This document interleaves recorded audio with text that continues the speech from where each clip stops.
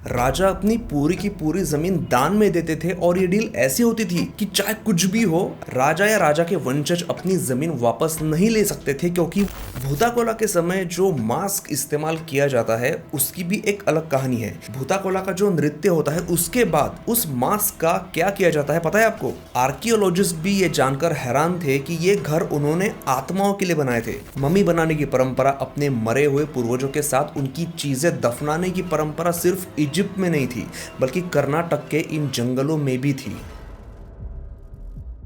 भारत के कर्नाटक के घने जंगलों में कुछ ऐसे हिस्से हैं जहां पर आप किसी पेड़ की एक छोटी सी टहनी तक नहीं काट सकते, और अगर कोई इंसान ऐसा करने की हिम्मत कर भी ले तो माना जाता है कि उसके साथ कुछ न कुछ बुरा जरूर होता है। इन जंगलों को देवारा काडू कहा जाता है। कर्नाटक के कोडागु नाम के जिले में लगभग 1200 ऐसे देवारा काडू मौजूद है जहाँ की परंपरा इतनी स्ट्रिक्ट है कि यहाँ पर लोग पेड़ का एक पत्ता तक नहीं तोड़ते।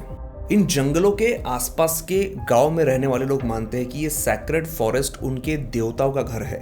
इन जंगलों के हर एक हिस्से में एक अलग अलग भगवान की पूजा होती है, जैसे पाड़ी इग्गू थापा, मरी माई और कई सारे और भगवान भी।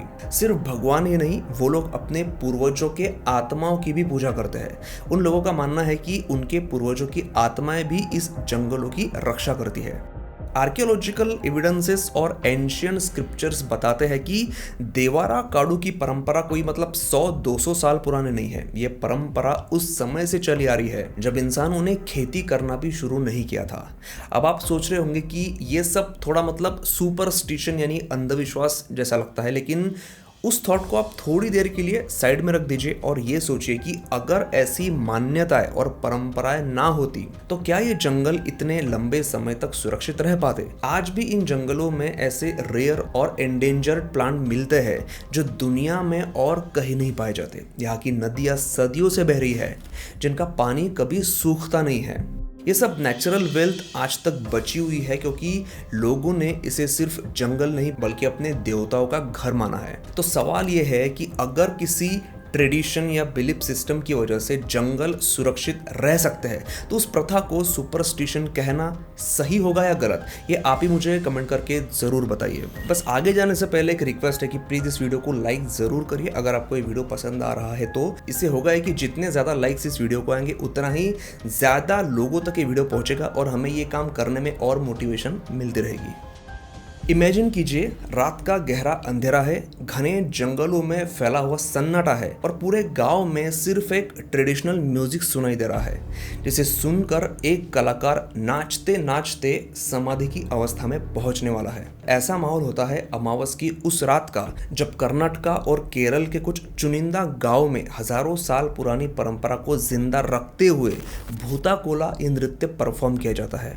कांतारा मूवी के बाद आपने यह नाम कई बार सुना होगा। इस डांस फॉर्म को परफॉर्म करता है एक ऐसा कलाकार जिसने अपने शरीर पर रंग लगाया होता है, एक खास तरह का उसका गेटअप होता है, चेहरे पर मेटल से बना हुआ मास्क होता है। उस मास्क की भी एक अलग कहानी है, वो मैं आपको आगे बताऊंगा ही।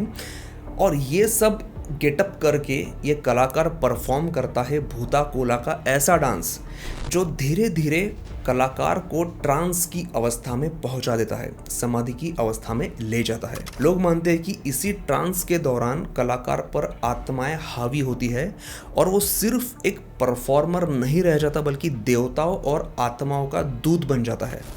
और इस अवस्था के बाद वो जो परफॉर्मेंस चल रहा होता है वो एक जुडिशियल सिस्टम में बदल जाता है। गांव के लोग अपने झगड़े, डिस्प्यूट्स वहां पर लेकर आते हैं और समाधि की अवस्था में पहुंचे ये कलाकार गांव के न्यायाधीश की तरफ फैसला सुनाते हैं। और यही नहीं, उस साल की फसल कैसी होगी इसकी भविष्यवाणी तक की जाती है और वो सच भी निकलती है। ऐसे ही ये परंपरा सैकड़ों सालों से नहीं चली आ रही है।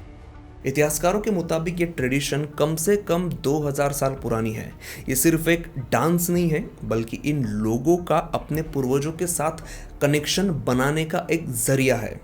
कर्नाटक के बारकूर में एक ताम्र पत्र मिला था, उस पर जो लेख था उस लेख में इस प्रथा का जिक्र मिलता है। आज भी कर्नाटक के कुछ मंदिरों में बनी कार्विंग्स में भी इस डांस फॉर्म की झलक देखने को मिलती है। ये डांस परफॉर्म करने वाले कलाकार जो मास्क पहनते हैं, जो वेपन्स हाथ में पकड़ते हैं, वो भी इतने पवित्र माने जाते हैं कि ये रिचुअल पूरा होने के बाद उन्हें मंदिर में रखकर उनकी पूजा की जाती है। ये मेटल मास्क खास तरह के 5 अलॉयज से बनाए जाते हैं और इन्हें बनाना सिर्फ फिजिकल वर्क नहीं है, बल्कि इसमें कई सारे रिचुअल्स भी होते हैं और इन्हें बनाने का तरीका पिछले 2000 साल से एक ही है, उसमें जरा सा भी चेंज नहीं हुआ है। अब मैं आपको बताना चाहता हूँ कर्नाटक के एक बहुत ही खास पत्थर के मेमोरियल के बारे में, जिसे हीरो स्टोन्स कहते हैं। ये यहाँ की बहुत ही पुरानी और इंटरेस्टिंग परंपरा है। पूरे कर्नाटक में ऐसे 2600 से भी ज्यादा हीरो स्टोन्स मिल चुके हैं। इन्हें वहाँ की लोकल भाषा में वीरा गल्लू कहा जाता है। और एक इंटरेस्टिंग चीज ये है कि ये ट्रेडिशन जो है ये सिर्फ कर्नाटक तक लिमिटेड नहीं है। इसकी शुरुआत हुई थी तमिलनाडु में और महाराष्ट्र में भी ऐसे स्टोन्स बनाने की परंपरा मौजूद थी, लेकिन सबसे ज्यादा मतलब 2650 वीरा गल्लू आज तक मिल चुके हैं कर्नाटक में। ये हीरो स्टोन्स जो है ये सिर्फ मेमोरियल्स नहीं थे, बल्कि ये प्राचीन समय में कर्नाटक के लोगों का बहादुर योद्धाओं को देवता जैसा सम्मान देने का एक तरीका था। इस हीरो स्टोन को बनाने के लिए ग्रेनाइट के बड़े से पत्थर में एक पूरी सिनेमैटिक स्टोरी तराशी जाती थी। कहीं किसी महिला को पूरी ताकत से अपने गांव को अटैकर से बचाते हुए दिखाया गया है, तो कहीं कोई वीर योद्धा विदेशी आक्रमणकारियों के खिलाफ लड़ते हुए अपनी प्राणों की आहुति देते हुए दिखाया गया है।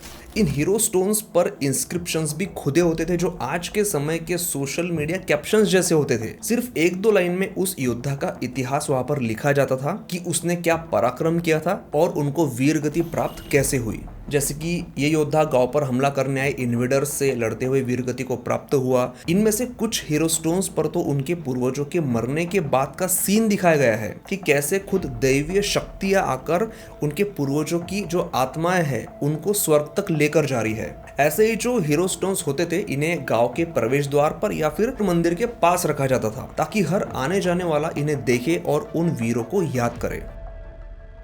अब मैंने पहले जिन 4 पॉइंट्स की बात की है उनमें एक चीज कॉमन है, स्पिरिट, आत्मा। तो कर्नाटक के रीजन में प्राचीन समय से ही लोग स्पिरिट्स को काफी मानते हैं। ये ना मतलब पॉजिटिव है। वो मानते हैं कि उनके पूर्वजों की आत्माएं उनके जंगलों की रक्षा करती है। भूताकोला परफॉर्म करते समय जो आर्टिस्ट होता है उसके अंदर भी माना जाता है कि किसी दैवीय शक्ति या फिर आत्मा का संचार होता है। जो मास्क उनके लिए बनाए जाते हैं उन्हें भी इसी वजह से पवित्र माना जाता है, क्योंकि वो भी दैवीय शक्ति से या फिर आत्मा से जुड़े होते हैं। और फिर वो हीरो स्टोन जिसकी मैंने इसके पहले पॉइंट्स में बात की थी, उनके ऊपर गुजरे हुए पूर्वजों की कहानी लिखी जाती है कि उनकी आत्माओं को भी दिखाया जाता है कि कैसे वो स्वर्ग तक पहुंची थी।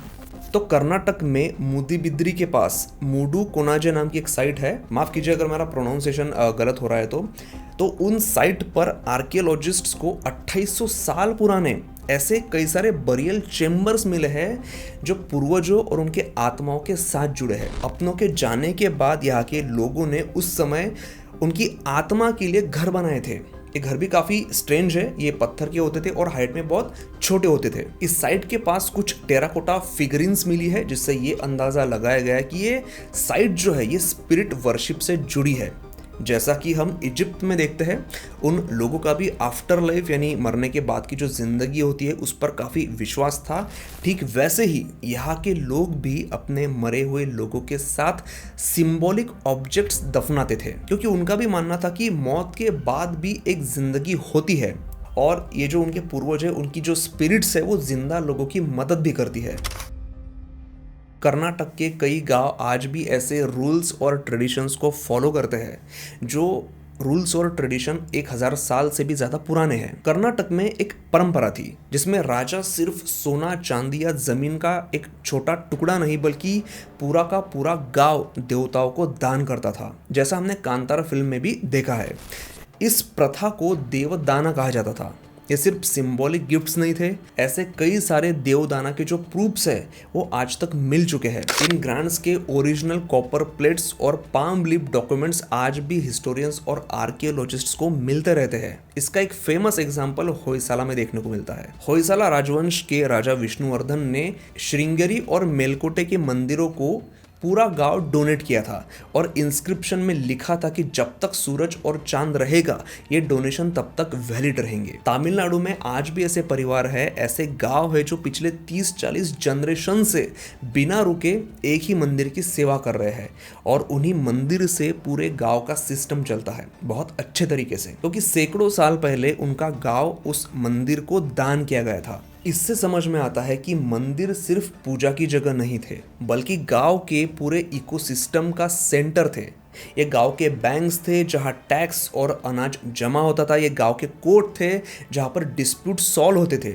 ये स्कूल भी थे जहां बच्चों को शिक्षा मिलती थी और एक कल्चरल सेंटर्स भी थे जहां फेस्टिवल और नृत्य नाट्य परफॉर्म किए जाते थे। और सबसे इंटरेस्टिंग बात है कि जब ब्रिटिशों का भारत पर कब्जा हुआ था और इंडिया की कई सारी ट्रेडिशनल सिस्टम्स टूट गई थी, तब भी ये विलेज टेम्पल सिस्टम कई जगह पर सर्वाइव कर गई थी और आज भी कर्नाटक के कुछ गांव में ये सिस्टम सरप्राइजिंगली देखने को मिलता है। तो ये थी कर्नाटक के एंशियंट कल्चर से जुड़ी 5 ऐसी बातें जो काफ़ी हैरान कर देने वाली है।